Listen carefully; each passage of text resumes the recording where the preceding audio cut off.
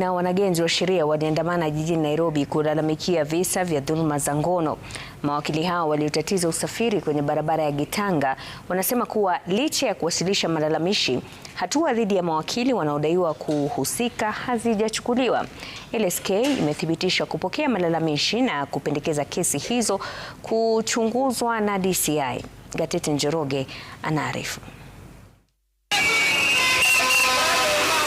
Shughuli za usafiri katika barabara ya Gitanga zilitatizika. Mawakili na wanagenzi wa sheria wakiandamana kudai haki, wakilalamikia dhulma za kingono. Wanadai visa hivi vimeendelea bila ya kushughulikiwa, swala linalotia doa taaluma hiyo. Mawakili ndio wanapaswa kuwa wakitetea haki za watu ambao wanafanyiwa sexual harassment, lakini sisi ndio victims. Kwa hivyo tunajiuliza kwamba LSK iko wapi? The manner in which my complaint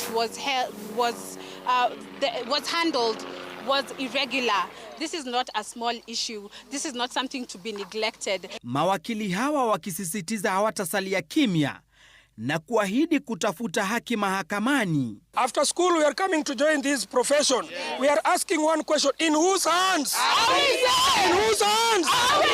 We march so that future advocates will not have to trade their bodies, their dignity for opportunities. We march so that reporting harassment will not feel like professional suicide. LSK imedhibitisha kupokea malalamishi na kusema ni jukumu la kamati ya kushughulikia malalamishi kuchunguza na kuchukua hatua. The report by the tribunal is that the chairperson recommended that this matter be undertaken investigation by the investigating authorities in Kenya, which are the Directorate of Criminal Investigations. Taarifa kutoka kwa rais wa LSK Faith Odhiambo mapema wiki hii iliashiria ushirikiano na mashirika mengine kuwasaidia waathiriwa kupata haki. Gatete Njoroge, Runinga ya Citizen.